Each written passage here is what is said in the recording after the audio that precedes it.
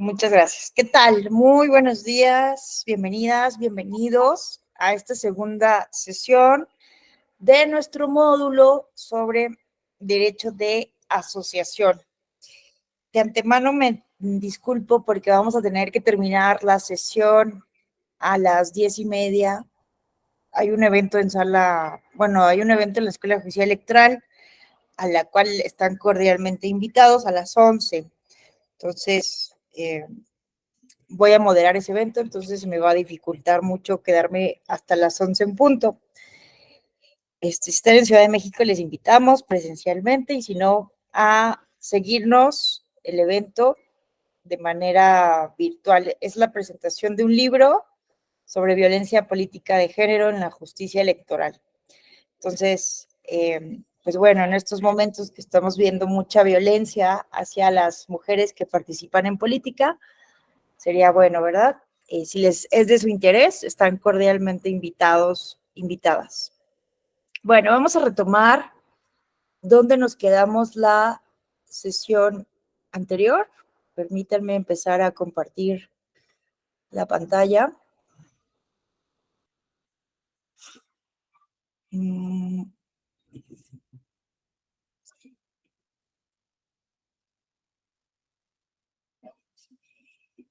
Aquí está.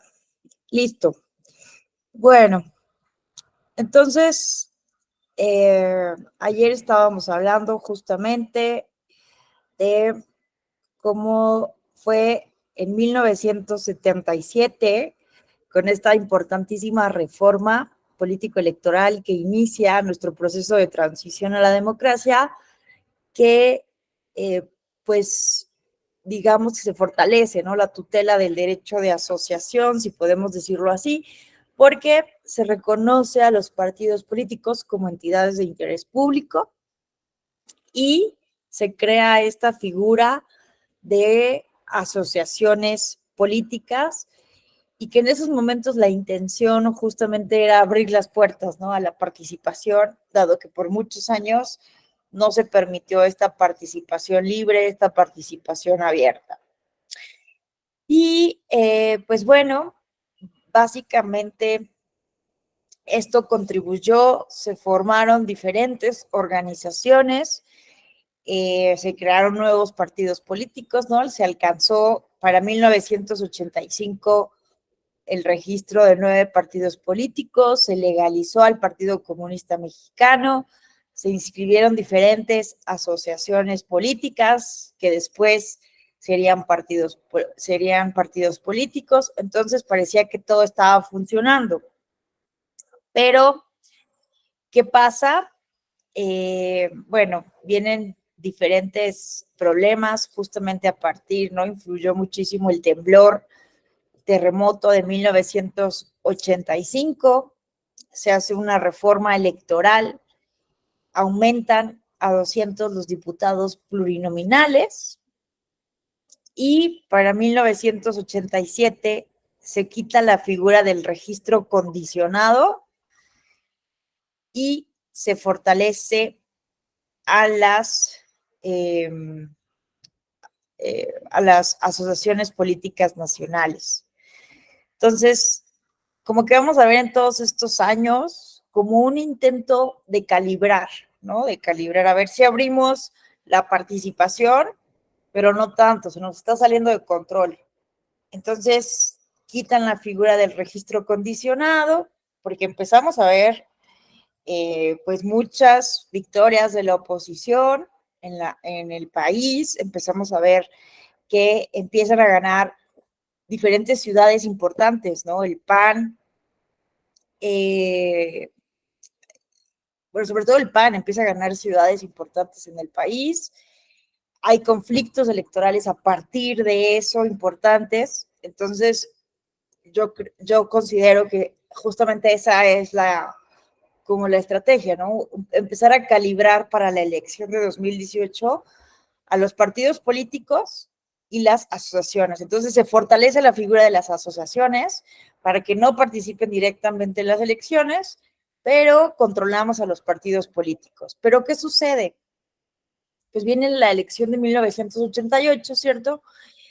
Que pues se va a formar este Frente Democrático Nacional con varios partidos políticos, asociaciones políticas, porque generalmente esta figura de las asociaciones siempre se ha permitido, ¿no?, que puedan participar con los partidos políticos a través de un convenio, ¿no?, a través de un acuerdo para que participen, apoyen en términos del financiamiento, etcétera, ¿no?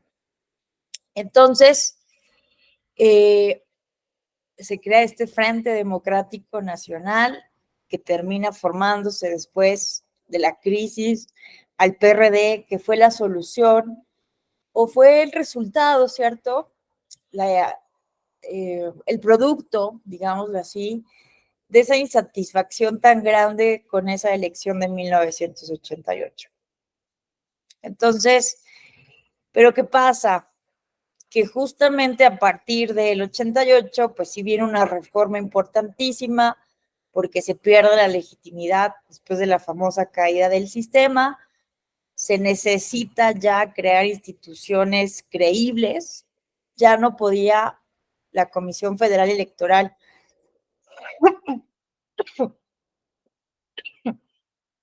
disculpen, ya no pues, se podía seguir un proceso electoral más organizado por la Secretaría de Gobernación. Pero ¿qué pasa? Es una reforma muy buena en términos porque se crean las instituciones más importantes para la organización y calificación de los procesos electorales, el Instituto Federal Electoral, el Tribunal Federal Electoral, el antecedente más cercano del TRIFE, del Tribunal Electoral del Poder Judicial de la Federación. Pero ¿qué pasa en el tema que nos ocupa? Hay un retroceso. Se suprimieron las asociaciones políticas nacionales y las candidaturas comunes. La regulación que regía desde la reforma del 86 es que se podía, además de la existencia de asociaciones políticas, se podían crear convenios de coalición y candidaturas comunes, ¿no? Pero a raíz justo de lo que desencadenó el Frente Democrático Nacional, que el Frente Democrático Nacional solamente lanzaron varios partidos políticos a Cuauhtémoc Cárdenas, pero no se aliaron totalmente para promover diputaciones, senadurías, ¿no? Entonces, justamente la idea es, bueno, si quieren formar coaliciones, ya no hay candidaturas comunes, las coaliciones deben ser totales y se desaparece en la figura de las asociaciones políticas nacionales, ¿no? Aquí lo que sugiere, por ejemplo, José Woldenberg, es que evidentemente tenían miedo de que se volviera a generar otro frente, ¿no? A partir de estas asociaciones políticas nacionales. Entonces, como que viene otra, se había abierto demasiado el espectro, se empieza a cerrar, ¿no? Un poco más. Y bueno, vienen a partir de ahí importantísimas reformas, a partir del 90, la reforma de 1993, por ejemplo, introduce la figura de observación en las elecciones. No se había incorporado esa figura con anterioridad, entonces va a ser muy relevante porque organizaciones ciudadanas que estaban muy molestas desde el 88 con las elecciones, por fin se institucionaliza su participación ciudadana de vigilancia a los procesos electorales. Entonces, para la elección de 1994 va a ser la primera vez en que vamos a tener la figura de observadores ciudadanos y visitantes extranjeros, que hasta ese momento pues no se había permitido la observación electoral de personas fuera de México, ¿no? Gran parte de esto, pues evidentemente por el régimen que no quería ser inspeccionado, vigilado, calificado, y además por la prohibición que tenemos en nuestra Constitución de que opinen sobre asuntos políticos las personas extranjeras. Entonces, bueno, en 1994 se permite esto. Y es bien importante porque la reforma de 1994 se da sobre todo también en el contexto de la crisis del levantamiento del Ejército Zapatista de Liberación Nacional, ¿verdad? Entonces fue algo realmente contundente ese levantamiento, ese del 1 de diciembre, del primer minuto del 1 de diciembre de 1994, que se levantan este EZLN, integrado básicamente por personas indígenas de la selva de Chiapas, exigiendo la renuncia del gobierno ilegítimo en un primer momento, ¿no? Empezando en un primer momento una guerra, digámoslo así, para que renunciara Salinas. Y bueno, ya todos sabemos la historia. En un primer momento se reprime, se manda al ejército, después ya vendrán estas negociaciones, este diálogo, la construcción de acuerdos. Y bueno, en ese contexto también se da la reforma de 1994, en donde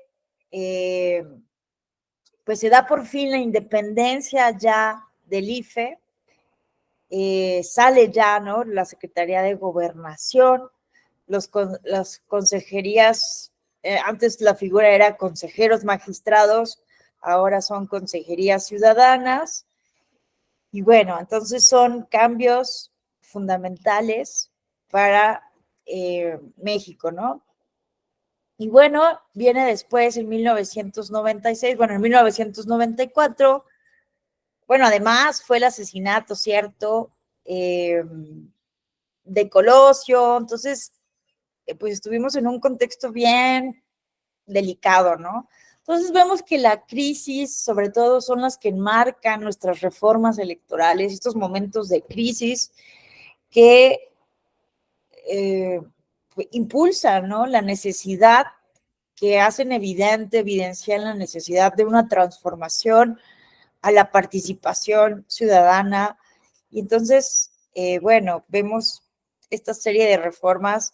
Justamente nos dice José Woldenberg que de 1977 prácticamente a 1997 se da ese proceso de transición democrática por todo este conjunto de reformas y que finaliza justamente en 1997, en donde por primera vez el PRI pierde la mayoría absoluta en la Cámara de Diputaciones, ¿no? Desde 1988 el PRI había perdido ya la mayoría calificada para hacer reformas constitucionales, pero por primera vez pierde la mayoría absoluta, ¿no? El 50% más uno que se necesita para hacer agenda. Ah, claro, ¿no? Y el asesinato de Ruiz Massieu. Entonces, realmente fue una época compleja, ¿no? Ya para el régimen, se estaban dando ya las señales de la necesaria alternancia también en la silla presidencial. Y viene esta reforma de 1996 que fue promovida por Zedillo, ¿verdad? Después del asesinato de Colosio se pone a Zedillo como candidato, gana el proceso electoral. Y bueno, también viene una crisis económica fuertísima para el país, en fin. Entonces, Zedillo, consciente también, ¿no?, de esa necesidad de, pues, es que había varias corrientes, yo lo veo así, ¿no?, en el PRI, una corriente que quería seguir, que creía que lo que había pasado en el 88 podía ser reversible, que se podía volver a la hegemonía, que se tenían que establecer medidas otra vez autoritarias, y otra corriente, ¿no?, que tenía una visión un poco más democrática, evidentemente, y Zedillo pues fue una figura muy importante justamente para la transición, promueve 20 meses que va a tardar la discusión, o sea, imagínense, 20 meses se discutió la reforma de 1996, acaba de ser invalidada el plan B, porque básicamente se aprobó en un día, ¿no? Imagínense esta reforma que se llamó en su momento la reforma definitiva, porque leyendo el discurso de Zedillo, por ejemplo, ¿no? Lo que dice es, necesitamos justamente revertir la desconfianza en los procesos electorales, esa suspicacia, que no existan motivos de descrédito en nuestro proceso electoral, que exista confianza en las instituciones, que las instituciones sean imparciales, ¿no? Entonces, bueno, se hace esta reforma de 1996, pero para el tema que nos ocupa es muy importante este año porque reaparecen otra vez las, y ahora se les va a llamar ya no asociaciones políticas, sino agrupaciones políticas nacionales, como las conocemos hoy en día. Entonces, bueno, esta reforma, además de que fue muy importante porque se crea el Tribunal Electoral del Poder Judicial de la Federación, la calificación de la elección presidencial pasó a manos justamente del Tribunal Electoral, de ser una calificación legislativa, pasó a ser, y a una autocalificación, pues pasó a ser una calificación jurisdiccional. Entonces también eso fue muy importante porque también se estaba vislumbrando, como nos dice José Goldenberg, que ya no iba a haber mayoría absoluta en la Cámara de Diputaciones al momento de calificar las elecciones. Entonces, la calificación de la elección presidencial en un contexto de pluralidad parlamentaria iba a ser una pesadilla. Entonces, también fue una cuestión muy inteligente en ese momento por parte de las propuestas, los académicos, los legisladores, de pasar la calificación electoral a manos del Tribunal Electoral. Y bueno, básicamente vamos a ver, ¿no? Que de 1991 a 2012, PRD, PRI, PAN reciben hasta el 90% de los votos, ¿no? Entonces, podemos decir que durante esta época se cierra el proceso de transición. Las elecciones de 1997 se dan en un contexto muy creíble, se aceptaron los resultados, bueno, la elección presidencial, ¿no? Porque sí hay que decir que si bien esta reforma de 1996 tenía el acuerdo de el PRI, el PAN, el PRD e incluso el PT, la primera parte de esa reforma se aprobó sin problema, pero después se cerraron las mesas de negociación porque en algunas entidades del país no se estaban reconociendo los resultados, se habían dado condiciones muy delicadas en las elecciones de malas prácticas electorales. Entonces cerraron las mesas de negociación el PRD y el PAN por unas elecciones locales, una en Yucatán y la otra en Tabasco. Entonces se puso fea la cosa. Entonces también la reforma de 1996 terminó así un poco complicada, pero al final sí se dio. Digamos que el PRI, el PAN y el PRD, el PT, aprobaron la reforma del 96 en un 90%, y el otro 10% la tuvo que aprobar básicamente sola el PRI, porque ya estaban molestos, ¿no? Por la situación política de los conflictos que estaban sucediendo a nivel estatal. Y bueno, incluso, ¿no? Con este conflicto de Tabasco se hizo el famoso éxodo de la democracia, ¿no? Hacia la Ciudad de México. Bueno, vamos a continuar. Entonces, para recapitular, lo que nos ocupa es que justamente, ¿no? En 1996 reaparece la figura de las agrupaciones políticas nacionales y pues miren cómo se define justamente en el COFIPE con la reforma de 1996. Se establece que las agrupaciones políticas nacionales tienen como fin coadyuvar al desarrollo de la vida democrática y de la cultura política, así como a la creación de una opinión pública mejor informada. Se quita ya esto de la densidad ideológica que teníamos en el 77. Se establece además que las agrupaciones políticas nacionales tenían que hacer actividades editoriales, educativas, de capacitación política, investigación socioeconómica, y bueno, además de poder entablar convenios de participación con los partidos políticos. Entonces, ocurre que se les empieza a dar también financiamiento público. A las agrupaciones políticas nacionales se les dio financiamiento público desde 1996, básicamente, hasta 2007. En 2007 se les quita el financiamiento público a las agrupaciones políticas nacionales. Y bueno, sabemos que los partidos políticos siguen manteniendo, ¿no?, estas prerrogativas. Que bueno, también la reforma del 96 fue muy importante para pues terminar de consolidar todo eso, las reglas del financiamiento, de la fiscalización, que bueno, se van a ir perfeccionando también con la del 2007 y obviamente con la reforma de 2014, pero es un año clave, ¿no? 1996. Y bueno, como les decía, ¿no?, la imposibilidad de las agrupaciones de establecer convenios con coaliciones de partidos, con el temor, ¿no?, de reeditar un nuevo Frente Democrático Nacional como en 1988. Entonces sí se dio un fortalecimiento a las agrupaciones, pero limitadas para su participación ya en los procesos electorales. Y bueno, viene el año 2007, el monopolio constitucional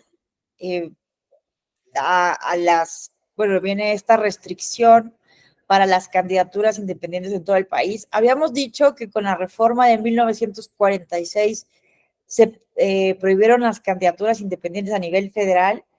En 2007 se establece a nivel constitucional el monopolio de los partidos políticos. Solamente se podían presentar candidaturas, cargos de elección popular a partir de los partidos políticos. Y eso, ¿verdad?, que estaba el litigio de Castañeda Gutmann en la Corte Interamericana de Derechos Humanos, que ya se había condenado de manera parcial.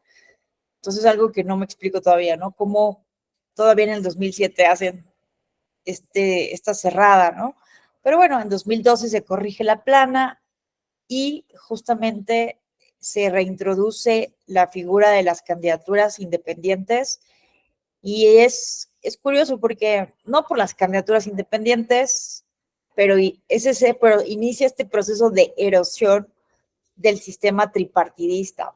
Para 2014 bueno, ya sabemos que en 2007 hay una reforma fundamental en términos de nuestro modelo de comunicación política. También cambiaron las condiciones de las coaliciones, pero bueno, no hay grandes cambios en temas del derecho de asociación, básicamente, para la creación de partidos políticos. Para 2014 sí, ¿no? Porque viene esta transformación completa, ¿no?, de nuestro modelo de autoridad electoral.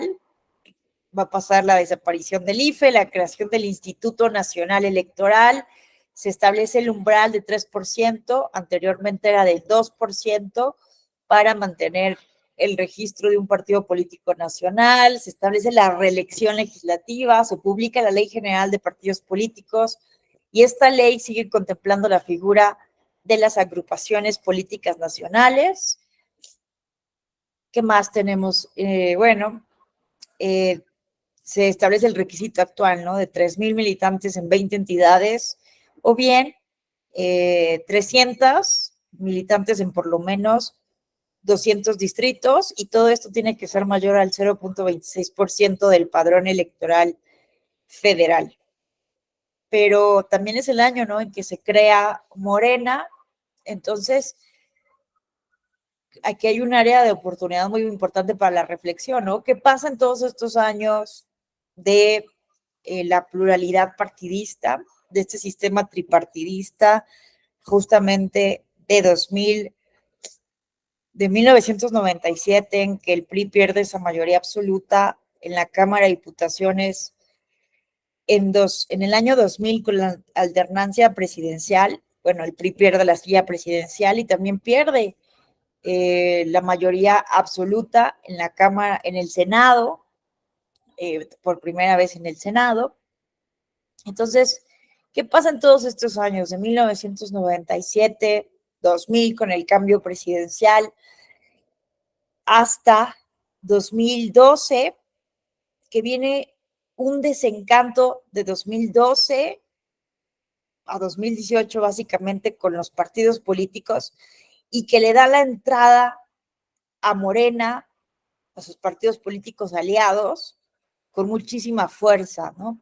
Entonces aquí recomiendo mucho leer, bueno, a Joy Langston del Colegio de México, una investigadora que estudia mucho los partidos políticos, a Reveles de la UNAM, pero sobre todo recuerdo a François Proudhon, que nos habla de esa insatisfacción con el tripartidismo, con la democracia en este periodo de tiempo. Y bueno, pues nos habla de muchas cosas, ¿no? Sobre todo de esas grandes expectativas que habíamos puesto en la alternancia. Pensábamos que era como algo mágico, llegaba un nuevo partido a la silla presidencial y todo iba a cambiar, como por arte de magia. No pasó así. Entonces, como que la ciudadanía no supimos cómo procesar eso, ¿no? Esas expectativas tan grandes que al final fueron, pues no defraudadas, pero bueno, sí defraudadas de cierta manera, porque históricamente, ¿no? También los partidos crean como estos productos milagros, ¿no? Productos que te dicen, te voy a quitar las arrugas, te voy a hacer más bonito, bonita, y al final no sirve para eso, ¿no? Tienen límites estos productos. Asimismo, pues los partidos políticos siempre exageran en sus campañas y al final el producto no era tan milagroso como lo promocionaban.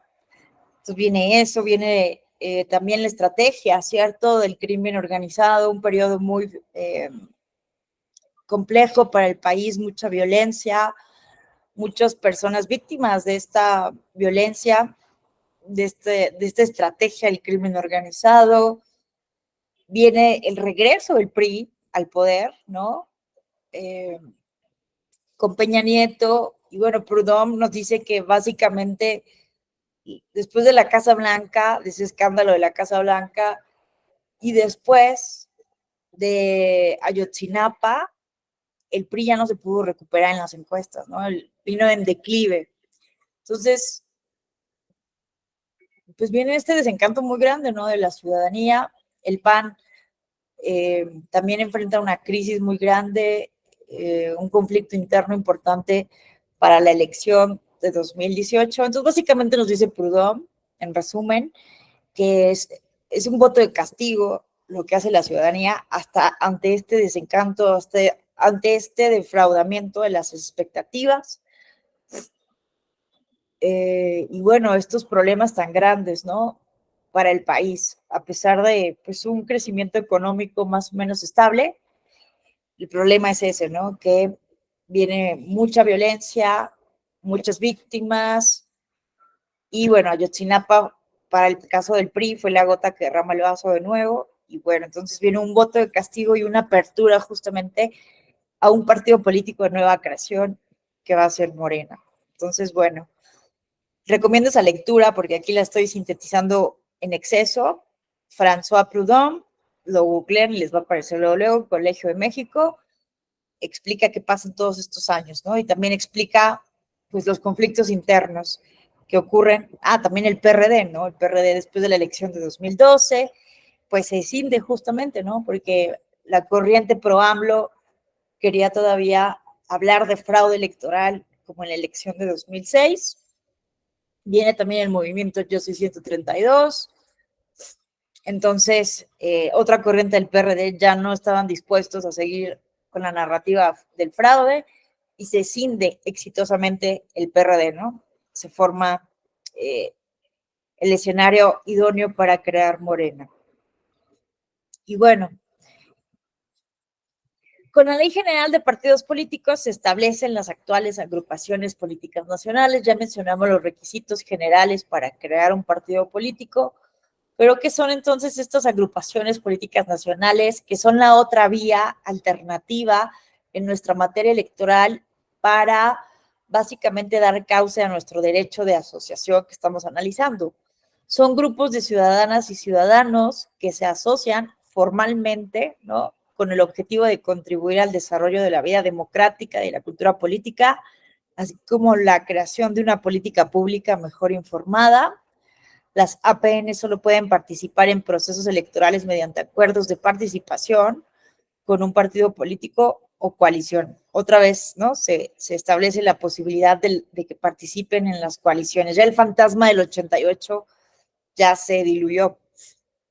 Y para construir una agrupación política nacional, la ciudadanía debe acreditar ante el INE, al menos 5,000 personas asociadas, un órgano directivo de carácter nacional, delegaciones en al menos 7 entidades federativas, documentos básicos que más o menos se ha establecido como elementos mínimos, al igual que con los partidos políticos, ha establecido una jurisprudencia y está en la misma Ley General de Partidos Políticos, retomando esa jurisprudencia creada por el tribunal,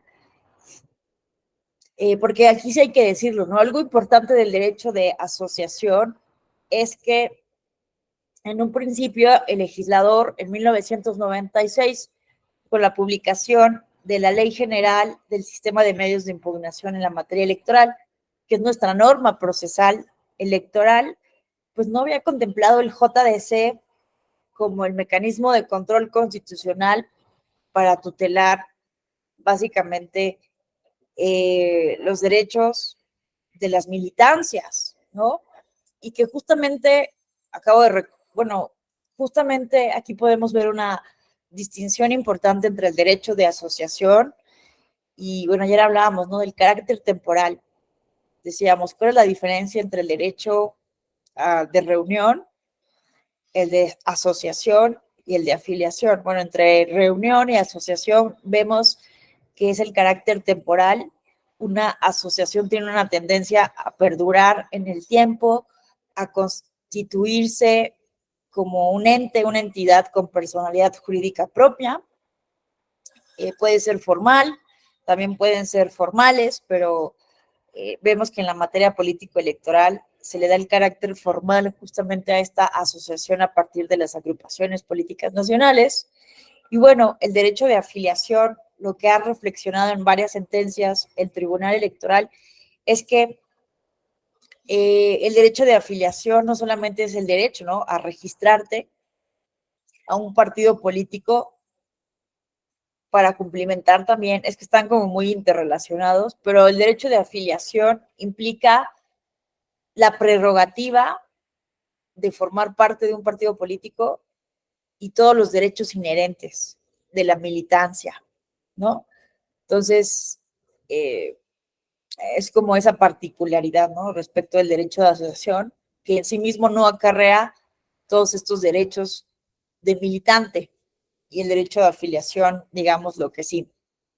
Y bueno, entonces, ¿en qué estábamos? Bueno, eso estábamos diciendo, que desde 1996 no se había establecido el JDC como un instrumento para tutelar los derechos de las militancias.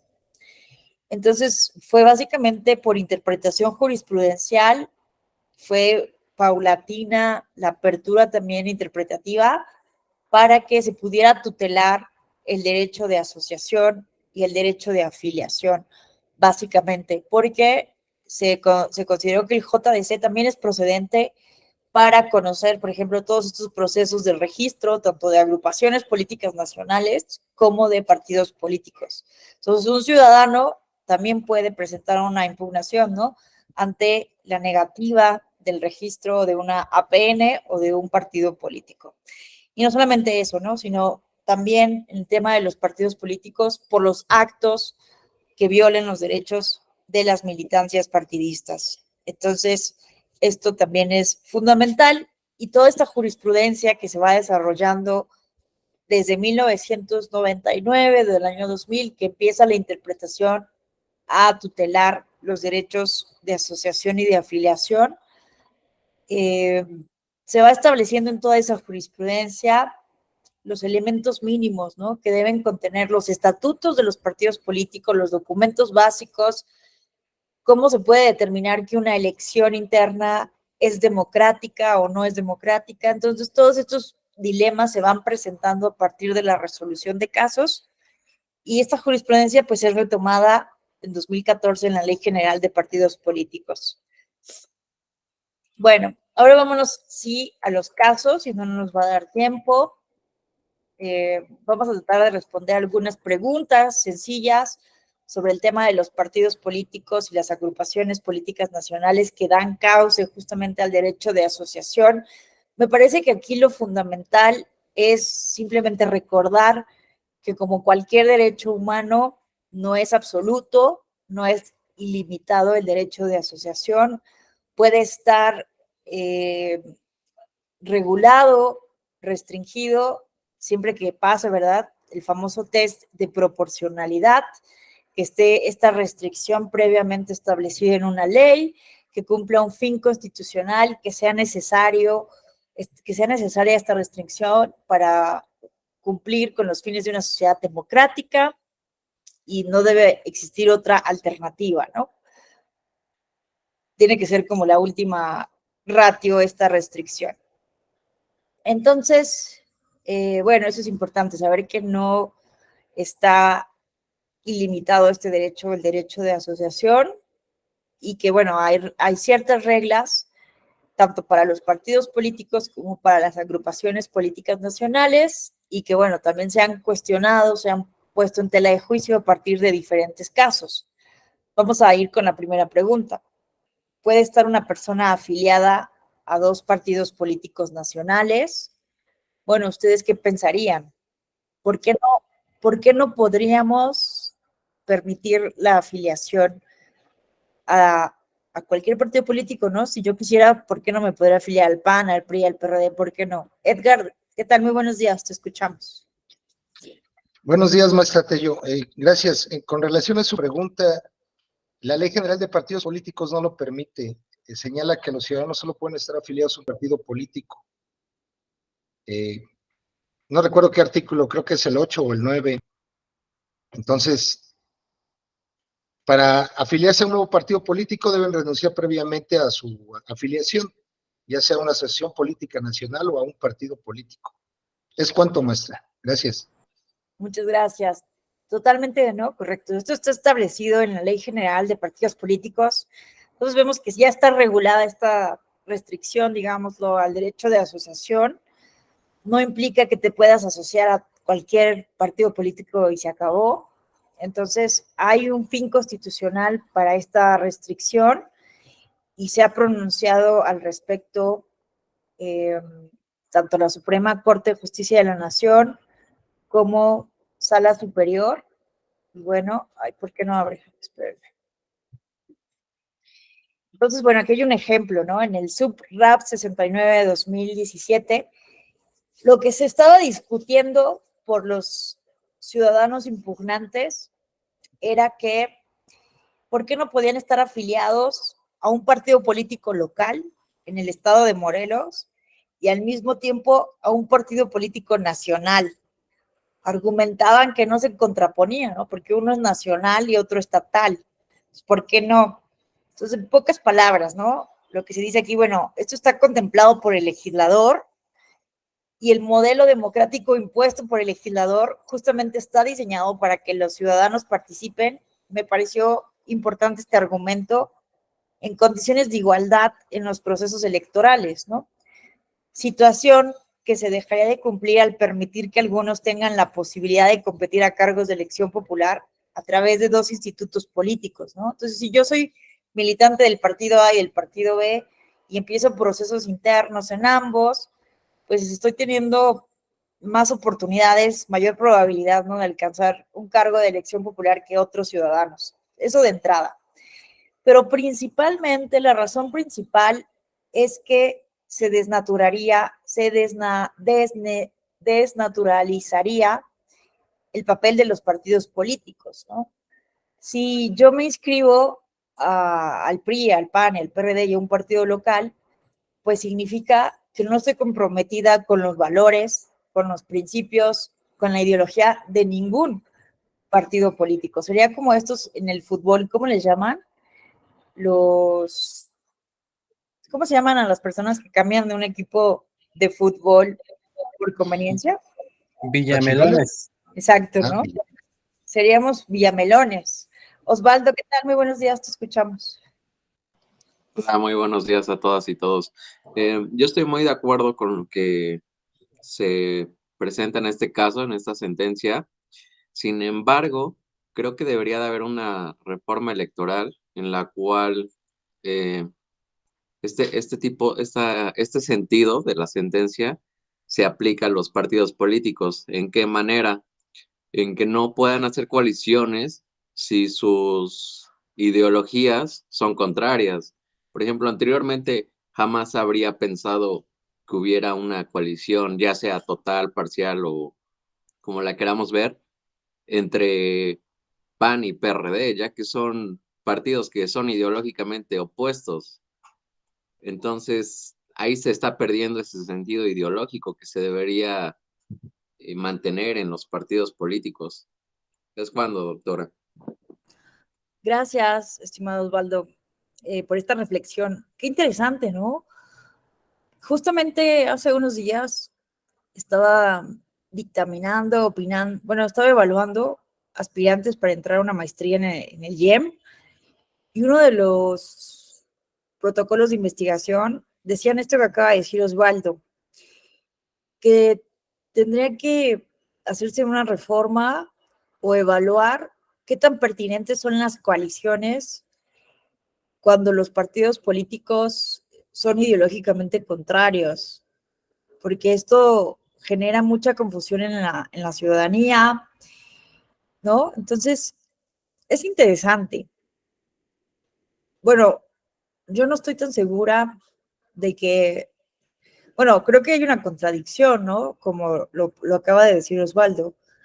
Hay una contradicción de no permitir a los ciudadanos que estén en diferentes partidos políticos, pero porque a los políticos, a los partidos sí se les permite ese matrimonio extraño, ¿no? Entonces, es interesante esa reflexión. No había, les confieso, no había hecho esa reflexión entre, pues, el doble estándar, ¿no? Que puede existir, por un lado, hacia los ciudadanos y este derecho de asociación, y el derecho que sí tienen los partidos políticos para hacer estas coaliciones. Es interesante. No estoy tan segura de que se pueda prohibir eso, o si realmente con eso estaríamos solucionando el problema de la falta de ideología en los partidos políticos, porque al final estas coaliciones antinatura creo que existen desde tiempos inmemorables. La teoría de juegos nos diría que es lo más normal en política.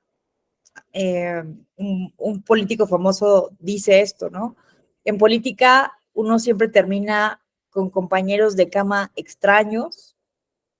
Entonces, imagínense, ¿no? En la Segunda Guerra Mundial, Estados Unidos era aliado de la URSS, de Stalin, para combatir a Hitler. Y después, evidentemente, en la Guerra Fría, eran enemigos acérrimos. Entonces, a veces la unión de fuerzas políticas es necesaria en la historia. Bueno, no sé si sea necesario o no, pero ha ocurrido. Lo mismo con la independencia de México, ¿no? El mismo Agustín de Iturbide era líder del ejército realista, y Vicente Guerrero era el líder principal, ¿no? Del ejército insurgente. Y si no se hubieran aliado, pues quién sabe cuándo se hubiera consumado la independencia de México, ¿no? No lo sé. Tengo mis dudas sobre, tengo las dudas sobre este rechazo tan fuerte que tenemos al pragmatismo político. No sé, pero creo que sí tenemos que revisar eso. Se me hizo muy interesante la reflexión de Osvaldo. César, ¿qué tal? Te escuchamos. Buenos días. Pues comparto su idea de contradicción, pero el electorado al final de cuentas divide su voto. Entonces, en el voto dividido, la gente vota como quiera al final de cuentas. Sí, eso también es un tema. Qué bueno que lo mencionas, César, porque quiero hilar lo que acaba de decir César con lo que dijo aquí Lisauli, que en la realidad esto de los villamelones sí ocurre, ¿no? Con los chapulines que brincan de un partido a otro conforme conveniencia. Y bueno, también esto ha estado en el debate, ¿no? Se puede regular a los chapulines. Hace poco vimos un diputado que renunció a su grupo parlamentario y se cambió de grupo parlamentario, y vimos muchas voces diciendo que debería de renunciar a su cargo de elección popular, ¿no? Porque la ciudadanía también vota por el partido político, no solo por la persona. Muchas veces vota antes por el partido político que por la persona, y más, por ejemplo, si es un diputado de representación proporcional, la ciudadanía está dando un voto, ¿verdad?, al partido político, en teoría, y no al diputado específico, porque tenemos un sistema de lista cerrada.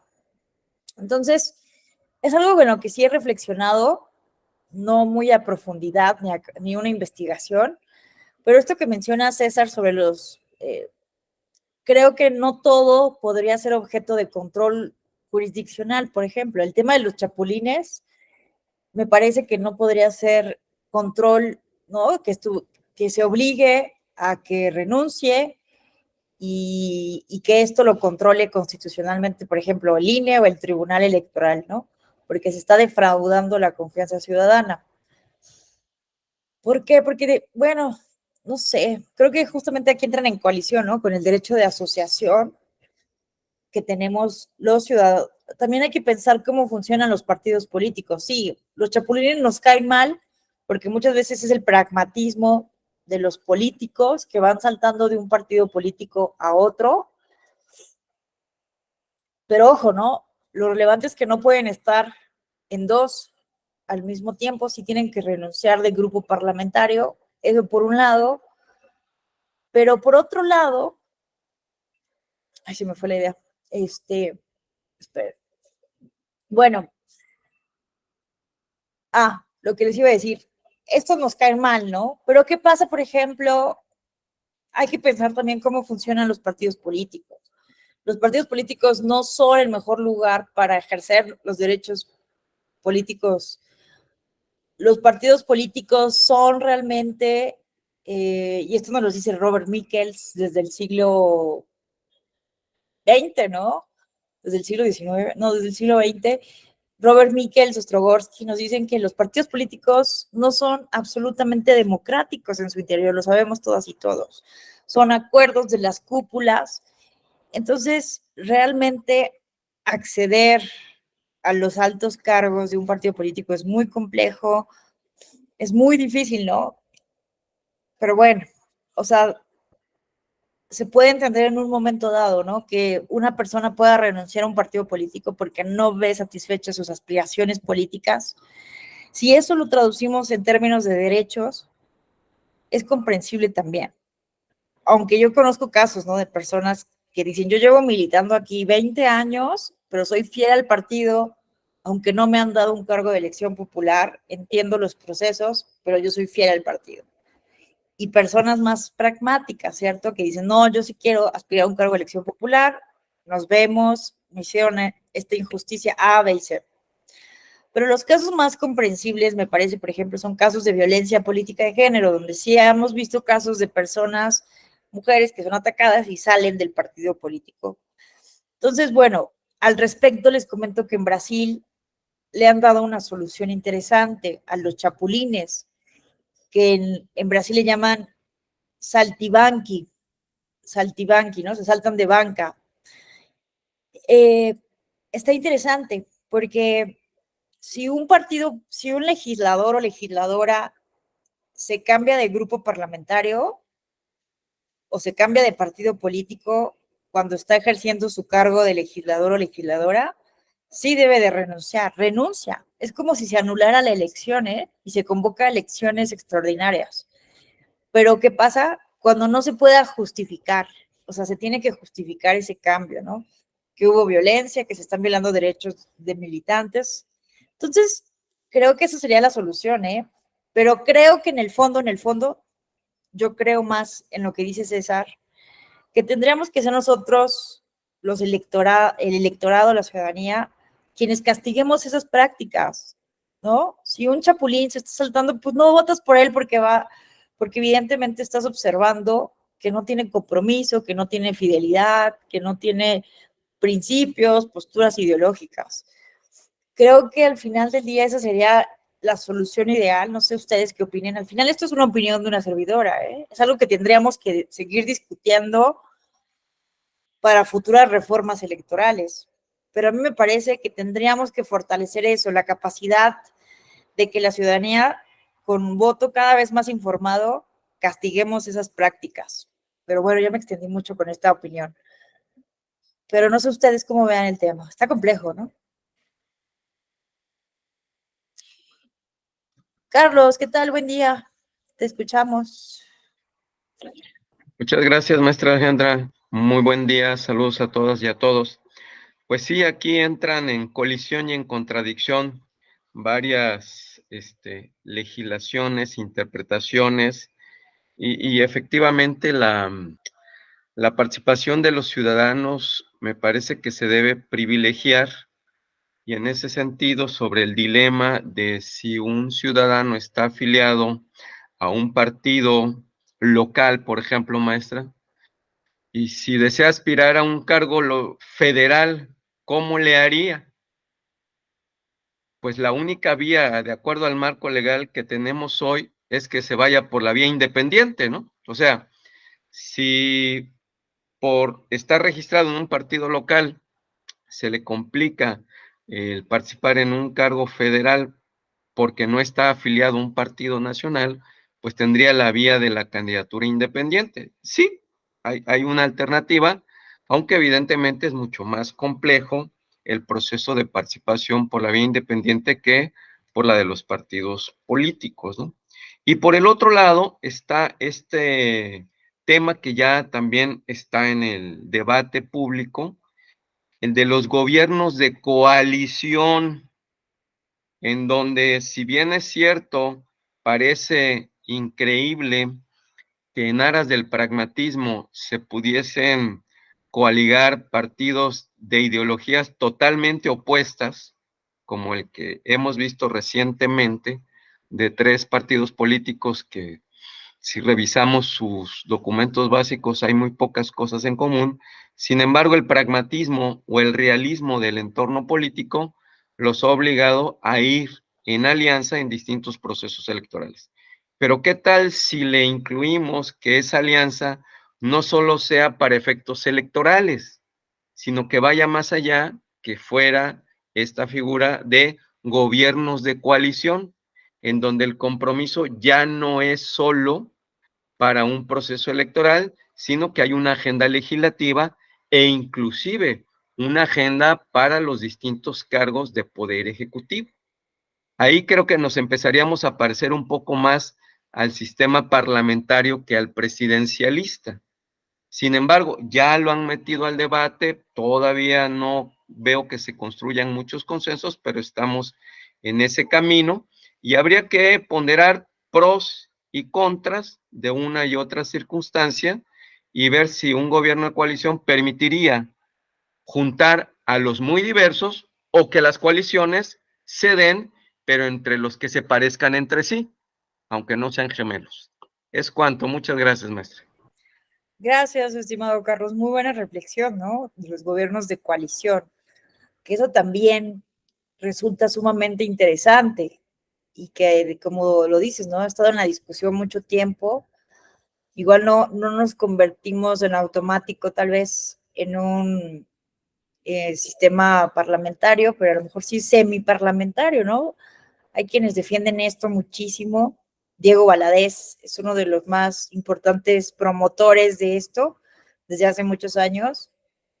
Y bueno, vamos a ver si se materializa. Si se materializa, vemos que están haciendo varios acuerdos interesantes. El PRI, PAN, PRD ya están estableciendo procesos para seleccionar a los precandidatos para la presidencia de la República en unas aparentes pasos, ¿no? Primarias abiertas, obligatorias. Bueno, no, lo de obligatorias no se cumpliría. No sé, resulta interesante. Yo creo que, o sea, son unos dilemas. Vean ustedes, a mí me parece, ¿no? No sé si ustedes lo han identificado a lo largo de los años. Sé que muchos de ustedes se dedican a la materia electoral desde hace muchos años o a cuestiones políticas. Entonces, una servidora, yo me imagino que también ustedes hemos identificado con los años todos estos dilemas que hay siempre, ¿no? En relación a la regulación electoral, a los sistemas electorales, hasta dónde podemos prohibir, hasta dónde podemos permitir sin trastocar gravemente derechos. Entonces, la verdad que siempre es como el equilibrio muy delicado y siempre hay que armonizar. Me parece muy importante lo que dijo Carlos, ¿no? Sacar los pros y los contras y eso ponerlo permanentemente en evaluación. Entonces, con este tema de los partidos políticos, me parece que es importante, ¿no? Si está en juego un derecho tan importante como el derecho de asociación, aquí, por ejemplo, estamos orillando, ¿no? En ese caso, a renunciar al ciudadano a su partido local, registrarse a un partido nacional, o como lo dijo Carlos, ¿no? Evidentemente, inscribirte por la vía independiente, pero sabemos que la vía independiente, al menos a nivel federal, no está funcionando, ¿no? No está funcionando realmente. Entonces, sobre todo se ha señalado el éxito de las independientes a nivel municipal, porque es muy complejo, ¿no? Que una persona sin esta estructura partidista pueda hacer leyes, agenda legislativa, ¿verdad? Y a nivel federal hemos visto que han sido muchos obstáculos para que lleguen diputados independientes. En fin, vamos a volver a otro caso, otro dilema, porque si no lo vamos a resolver hoy. Pero qué buenas reflexiones han planteado el día de hoy. Muchas gracias. Miren esta pregunta. A ver, ¿puede una persona estar afiliada a un partido político y a una agrupación política nacional al mismo tiempo? ¿Qué opinan? ¿Qué dice la Ley General de Partidos Políticos? ¿Puede o no puede? O desde el sentido común. Si yo estoy registrada en el PRI, podría estar registrada en Movimiento Arcoíris, una agrupación política nacional. Bueno, ¿qué nos dice? Vean, sí se puede.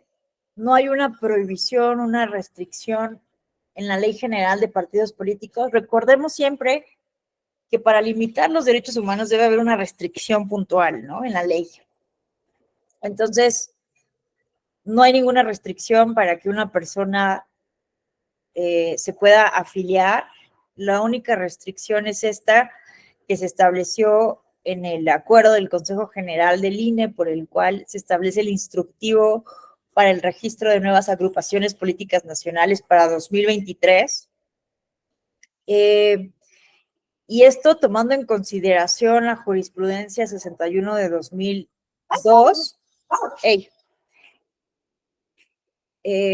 Básicamente, lo único que se establece es que no solicites tu registro a una agrupación política nacional simultáneamente en el mismo proceso, ¿no? Entonces, si se está registrando, bueno, o sea, no puedes registrarte o pedir tu manifestación de inscripción, de registro a una APN que se está registrando al mismo tiempo. Esa es la única restricción.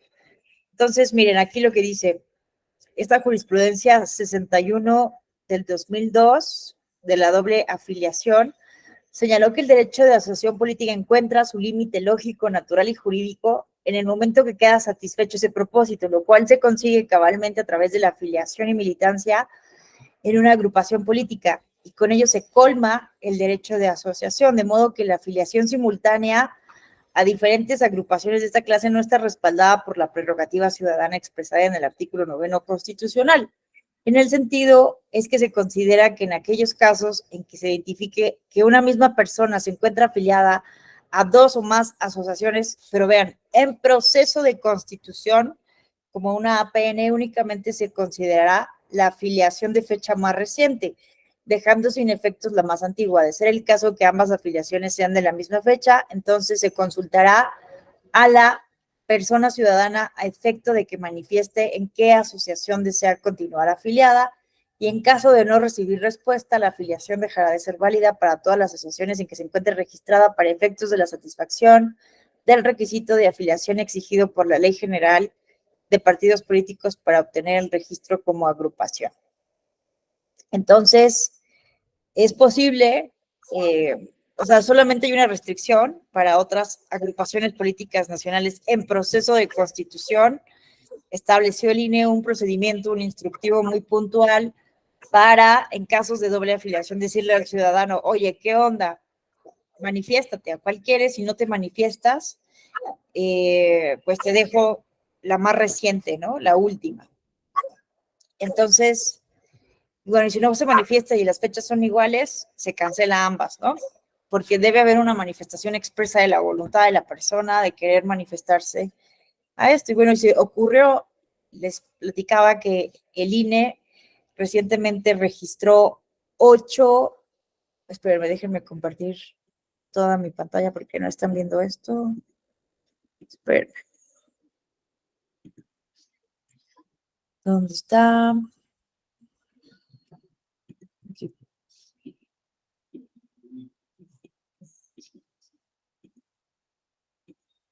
Se dio el caso recientemente con Movimiento Arcoíris, que es una agrupación política nacional que está ligada a Salma Luébano, que es la primera diputada trans que entró por una acción afirmativa.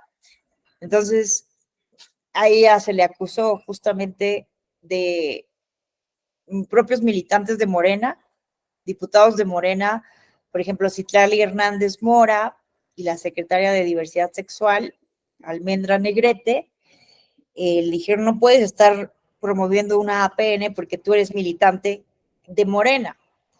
Y bueno, salió Salma Luébano, con su gente a una conferencia de prensa justamente a desmentir, ¿no? Esto, y bueno, se le acusó, ¿no? De que no podía, pero bueno, independientemente de estas acusaciones, dichos que puedan tener voz en la opinión pública, pues lo cierto es que no hay ninguna restricción, ¿no? Y si revisamos también el mismo instructivo del Instituto Nacional Electoral, pues no hay una prohibición, no se revisa eso, ¿no? No es una revisión para el registro de las agrupaciones políticas nacionales tan estricto como el que sí se hace para los partidos políticos nacionales, porque las restricciones para, o la regulación, los requisitos para registrar un partido político nacional son mucho más cuidados, ¿no? Se cuida muchísimo, sobre todo que no participen ni ministros de culto, ni agrupaciones gremiales, sindicatos. Entonces, bueno, en el caso de las agrupaciones políticas nacionales es mucho más flexible, son más flexibles los requisitos, ¿no? ¿Qué más? Pueden tener el mismo nombre una agrupación política y un partido político.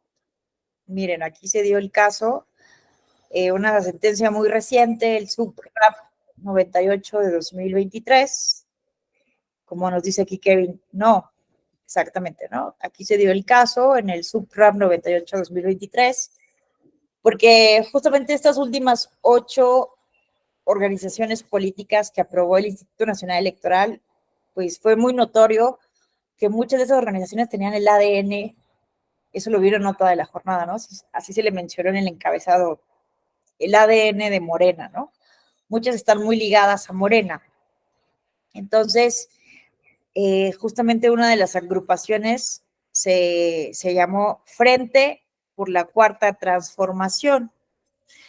Entonces, Morena impugna el acuerdo del Consejo General del INE por el que se da el registro a esta agrupación política nacional, al considerar que evidentemente puede causar confusión en la ciudadanía porque la Cuarta Transformación es el planteamiento ideológico de Morena como partido político. Entonces, no habría como una distinción clara entre la agrupación política y Morena. Entonces, aquí en este caso se le dio la razón y Sala Superior revoca parcialmente este acuerdo del INE a efecto de que esta agrupación cambie el nombre. Y también el Consejo General del INE ordenó también a varias agrupaciones para que mantengan el registro, adecúen, por ejemplo, su normativa, sus documentos básicos a las reglas en materia de violencia política en razón de género, porque se estableció muy claro y puntual en el instructivo del INE para registrar nuevas APNs que deben de cumplir con las obligaciones que tienen también los partidos políticos en materia de violencia política, ¿no? Contemplar justamente una normativa para evitar este tipo de casos. En fin, bueno, ¿qué más tenemos? ¿Qué otras preguntas? Esta es una pregunta, ¿no? Que también es recurrente. ¿Es válido el registro de partidos políticos cada 6 años? ¿Ustedes qué opinan? Han habido voces, siempre hay voces críticas que sostienen que es muy largo el periodo, ¿no? ¿Por qué no se puede registrar un partido político en cualquier momento? ¿Por qué hay que esperar una vez que termine la elección presidencial o la elección a la gubernatura para el caso de los partidos políticos locales? Entonces, ¿es constitucional válido esto? ¿Qué ha dicho al respecto Sala Superior? Bueno, hay una tesis que es la cuarta del 2021. Efectivamente es constitucional la temporalidad de 6 años para presentar el aviso de intención para su constitución. Y me parece razonable el argumento. A ver, ¿ustedes qué opinan? Porque, bueno, el argumento que se da aquí, ¿no? Es que, vean, ¿no? Dice, responde a fines legítimos siendo una medida idónea, necesaria y proporcional al objeto que pretende, porque contribuye a la vigencia de los principios de certeza, seguridad jurídica y garantiza cierto grado de estabilidad al sistema de partidos, dado que durante ese periodo, por un lado, las condiciones de competitividad, financiamiento y prerrogativas no se verán modificadas ni serán alteradas por la incorporación de nuevos partidos. Y por otro, el electorado tendrá seguridad de las opciones a través de las cuales podrán ejercer sus derechos de afiliación y voto. Es que, pues sí, ¿no? Todo el sistema está diseñado justamente a esta temporalidad, ¿no? De 6 años, porque la entrada de nuevos partidos políticos implica eso, ¿no? El reajuste de las prerrogativas, del financiamiento. Como ustedes saben, el financiamiento se distribuye de acuerdo al porcentaje de votación, aunque hay financiamiento para partidos políticos nuevos. Bueno, no sé ustedes qué opinan. ¿Les parece un argumento fuerte o es endeble? ¿Tendrá lógica que sea cada 6 años? Bueno, ya dijo Sala Superior que es constitucional, pero ¿ustedes qué opinan? ¿Están de acuerdo, en desacuerdo? ¿O tendrían que pensarlo más? Te escuchamos, Carlos. Gracias, maestra Alejandra. Pues a mí me parece que, aunque atiende a criterios de racionalidad, me parece que si nuestra vida política electoral está basada en elecciones cada 3 años, pues a lo mejor 6 años es mucho. Podría ser cada trienio que se abriera la posibilidad, sobre todo pensando también en esta idea de un federalismo más fortalecido, que a lo mejor en las entidades federativas se pudiese dar el caso de poder formar nuevos partidos, agrupaciones cada 3 años, y en lo federal dejarlo en los 6 años, ¿no? Porque me parece que en las entidades federativas ahora sí que tenemos más de cerca la circunstancia de la convivencia política, y esto es un proceso muy dinámico, eso sí tengo muy claro, son procesos muy dinámicos, y esto de querer que permanezcan los mismos mucho tiempo, me parece hasta antidemocrático, maestra. Yo creo que la clave de esto es fijar reglas claras para todos, pero que permita una evolución, un dinamismo. Tú lo mencionabas hace rato también, el que haya claridad no quiere decir o sea sinónimo de rigidez. Puede haber claridad con flexibilidad y las sociedades somos entornos muy dinámicos. Yo creo que hay que apostarle a la transformación en armonía, en balance, sí, pero no ponernos así como camisas de fuerza. Yo creo que el marco legal puede y debe evolucionar y me parece que en las entidades federativas yo no vería con malos ojos que fuera cada 3 años. Es cuanto, muchas gracias. Interesante, gracias Carlos. Habría que evaluar, ¿no? Y es interesante, habría que evaluar, ¿no? Como lo dices, pros, contras, cómo afectaría esto, la logística, el trabajo del INE, de los OPLES, pero creo que habría que evaluarlo, ¿no? Interesante, muchas gracias Carlos. ¿Alguien más que quisiera dar su punto de vista? Bueno, entonces aquí pueden leer el caso, ¿no? En donde justamente se impugna esto. Es el subrec 398 de 2019. Ay, esperen, ¿dónde quedó la presentación? Acá está. Bueno, ¿qué más? Ya hablamos, bueno, esto de si pueden los militantes de Morena viajar por el país en relación a su derecho de asociación o bajo el argumento, ¿no?, de la libertad de movimiento, o el derecho de asociación. Ay, no puse aquí lámina. Bueno, déjenme les enseño esta jurisprudencia. Espérenme.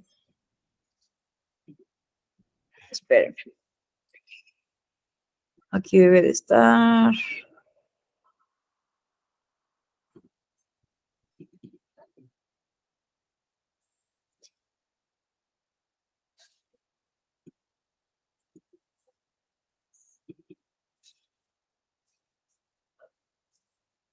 Bueno, estas son jurisprudencias, los pueden ir viendo que se han ido formando, ¿no? Justamente sobre el derecho de asociación.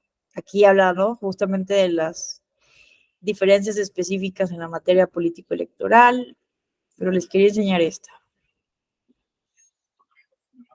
No, esta no.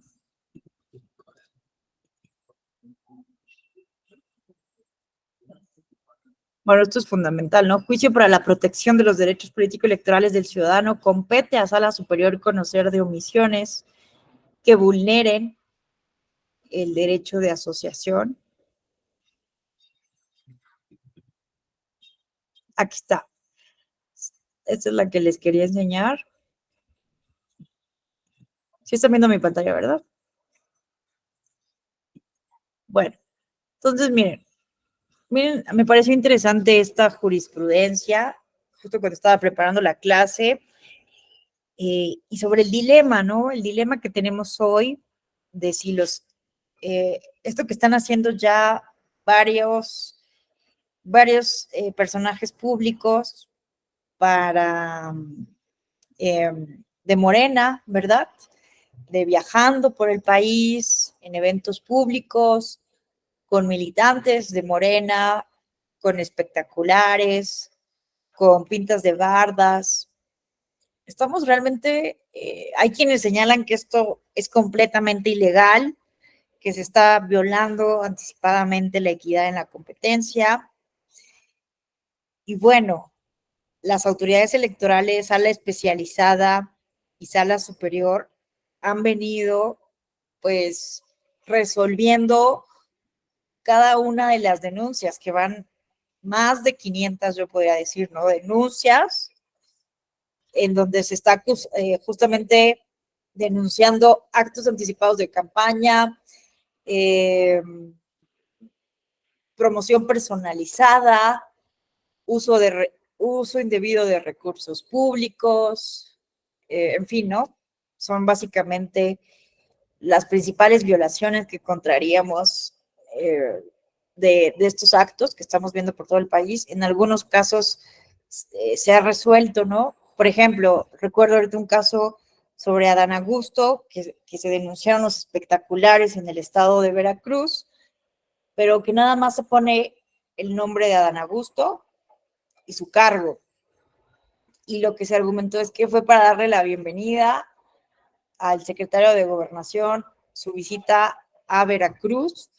No se comprobó que ese dinero se haya hecho con dinero público, entonces no está como tal prohibido, ¿no? No se estaba realizando con eso un acto anticipado de campaña, porque sobre todo los actos anticipados de campaña, pues se tienen que justamente de pre-campaña y de campaña, se tiene que, entre los varios elementos, ¿verdad?, que hay en este test para revisar si se está cometiendo una infracción, que se haga un llamado expreso al voto, que se llame a votar a la ciudadanía, o con esta figura que se ha denominado de equivalentes funcionales. A lo mejor, evidentemente, son muy inteligentes los partidos políticos y si saben que hay una prohibición para decir vota por mí en el proceso interno de Morena o en la elección de 2024, pues van a poner frases que no directamente lo digan, sino indirectamente.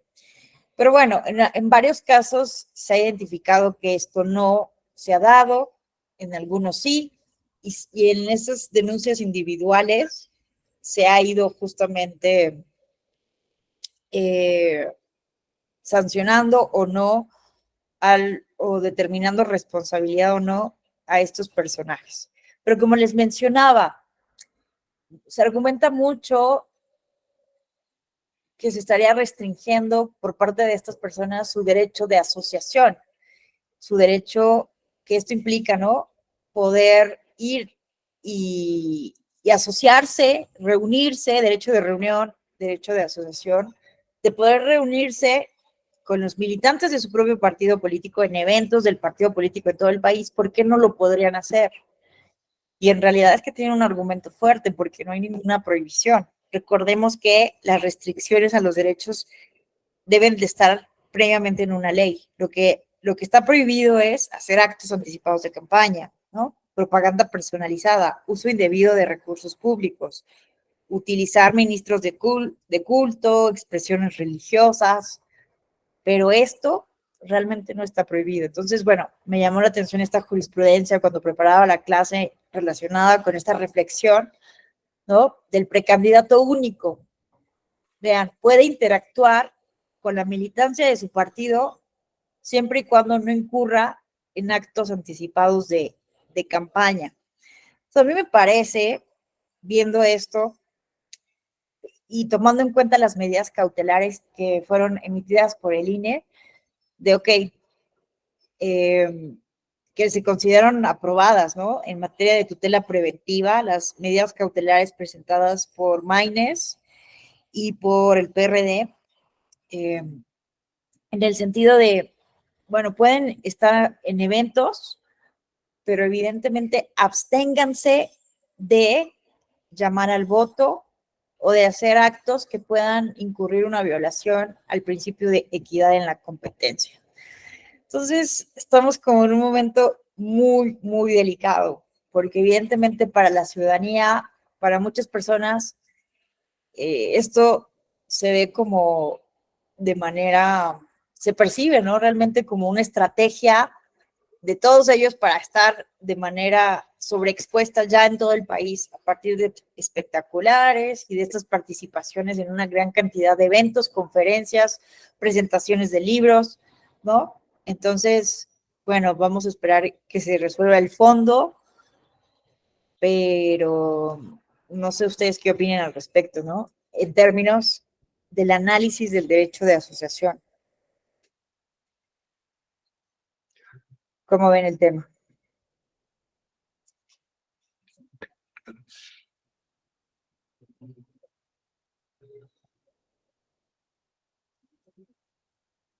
¿No? Nadie. Te escuchamos, Carlos. Gracias, maestra. Efectivamente, no sería prudente ni adecuado restringir el derecho de asociación. Hay personas que dedican toda su vida, digamos, a la promoción política, personal o no personal. Aquí yo creo que el gran debate es, por ejemplo, estos ciudadanos y ciudadanas que han hecho su vida partidista durante muchos años, llegan a cargos de elección popular, por la vía plurinominal, muchos de ellos, ¿no? Que no tienen, digamos así, como un gran reconocimiento social y deciden emprender, digamos, el camino del reconocimiento social, visitando el país, los municipios, las comunidades. Pues eso no sería adecuado restringirlo, limitarlo, ¿no? Aquí el tema sí es que la intención genera una inequidad en la contienda, pero la pregunta es, pues, ¿cuál contienda? Porque alguien que se ponga en la mente, quiero ser diputado, senador o presidente, pero en el año 2050, pues, ¿cómo restringirle si no hay contienda en este momento que estamos en el 2023? Entonces yo creo que ahí sí la temporalidad, hablando de que tanto el derecho de asociación, de afiliación, tienen que ver con la temporalidad. Yo creo que aquí también la temporalidad juega un papel importante. Y aquí es donde entra en juego las fechas formales de los procesos electorales. Si el proceso electoral federal 2023-2024 inicia en septiembre, luego entonces lo que suceda antes de septiembre, pues me parece que no podríamos calificar a alguien que esté, sobre todo si no hacen llamado, voten por mí o quiero ser presidente, sino, pues me gusta hacer presentaciones de libros, esto, lo otro, hay personas que, escritores sobre todo, ¿no? Que se dedican a estar promoviendo sus obras a través de... Imagínense que un escritor afamado, ¿no? Quiero poner un ejemplo en este caso de Perú, Mario Vargas Llosa, pues ¿cuántos años no hizo presentaciones de libros y habló sobre su obra y al final terminó decidiendo sí ser candidato a la presidencia del Perú? Imagínense que lo hubiéramos acusado cuando fue candidato de acto anticipado de campaña porque había hecho presentaciones hace 20, hace 25 años, ¿no? Entonces yo creo que aquí sí habría que ponderar, ahora sí que jerarquizar el peso de los derechos, y me parece que el derecho de asociación es uno de los derechos fundamentalísimos, reconocido no solo en esta Constitución, sino en las anteriores, y atenernos a los tiempos electorales. Si hay inconformidad, pues ¿por qué no evaluamos que el calendario electoral, en lugar de que sea de septiembre a junio, pues lo ampliemos, ¿no? Para que el umbral de tiempo sea más amplio y no se acuse de actos anticipados de campaña o de inequidad en la contienda, ¿no? Yo creo que en eso vamos a estar como sociedad debatiendo algunos años más, espero que no mucho, para construir un consenso y tener muy claro, ¿no? Si alguien quiere hacer promoción personal toda su vida, se vale, pero que los tiempos electorales estén muy claros y muy bien identificados. Es cuanto, muchas gracias. Gracias, Carlos. Sí, eso es lo que debemos de seguir discutiendo, reflexionando. Creo que lo importante es que se transparente los recursos que se utilizan para esos viajes, para esos promocionales y fiscalizar que ninguno esté violando una norma electoral, ¿no? Y de ahí en fuera, pues sí, justamente recordar que estamos hablando de derechos políticos. Pero bueno, ya iremos viendo las resoluciones de las autoridades electorales. Me tengo que ir, una disculpa enorme. Les agradezco enormemente sus participaciones, sus reflexiones. Realmente me hicieron pensar varios temas que no había pensado anteriormente. Les agradezco muchísimo y pues bueno, les deseo mucho éxito en este diplomado y seguramente nos estaremos viendo en otras actividades de esta Escuela Oficial Electoral. Que tengan una excelente tarde. Muchas gracias, maestra. Saludos a todas, a todos. Excelente martes. Excelente martes. Bye, bye.